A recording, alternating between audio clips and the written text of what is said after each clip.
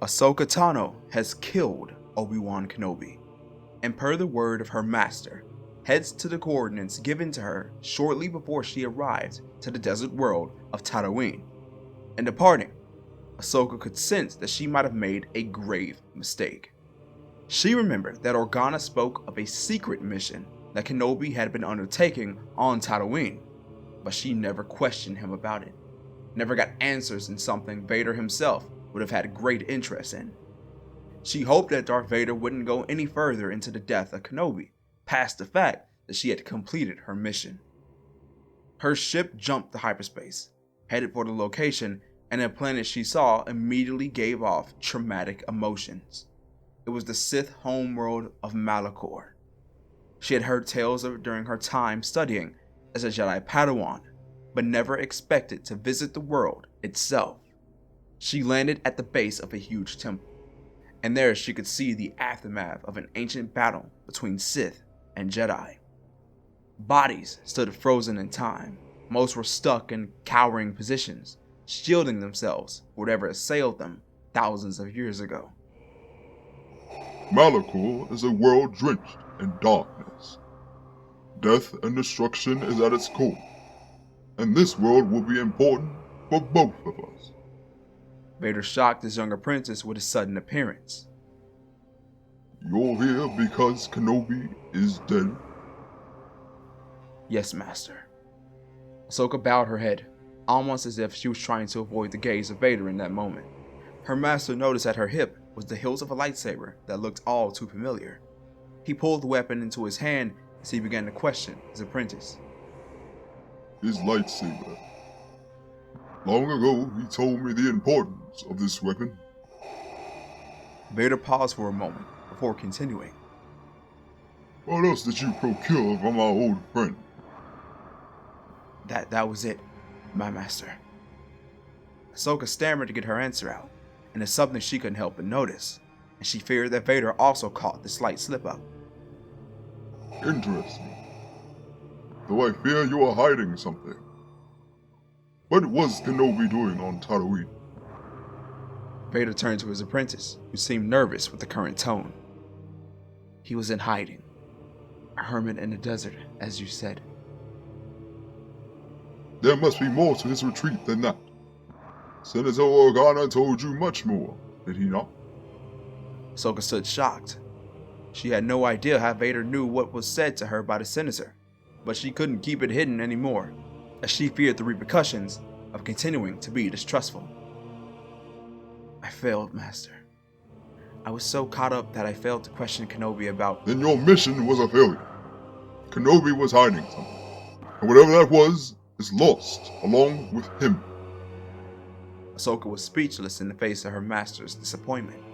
She knew that Anakin Skywalker had high expectations, but Darth Vader was a new breed of discipline. He looked towards the temple as he gave new orders. if you wish to redeem yourself. That temple is the key. Within it is a weapon that we can make use of in our own efforts against the Emperor. But it can't be completed without the holocron. Go out and find it. When you do, contact me and bring it back here. Whoever you encounter along your journey, kill them. Vader turned to look at his apprentice, who nodded in approval as he headed back for his TIE fighter. Once he made it back to his Star Destroyer, he received news that he didn't even expect.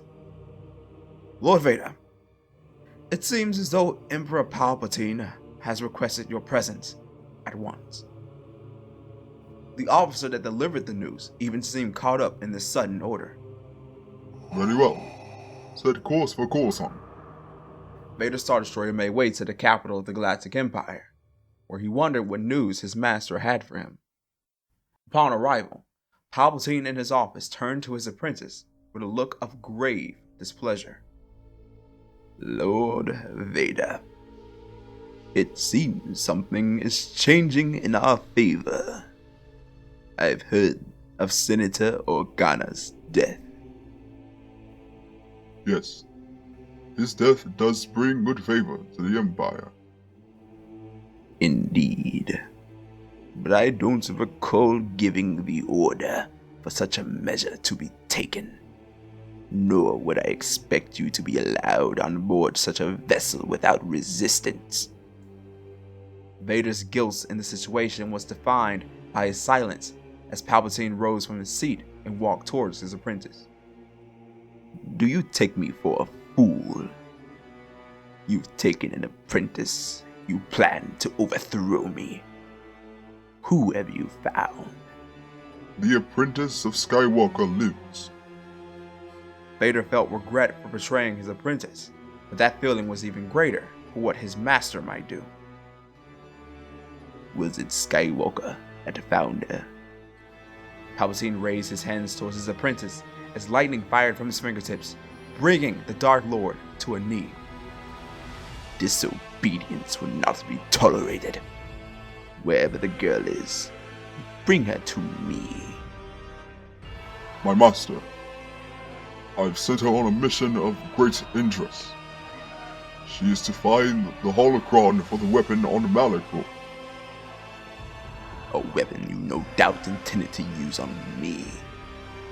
However, I will forgive your actions if she finds the holocron. And if she does, you'll kill her. Understood, my master. Now leave. Palpatine returned to his seat as Vader gathered himself and exited. With a new weight on his shoulders, his actions against his master has backed him into a corner, one that leaves Ahsoka on the wrong end.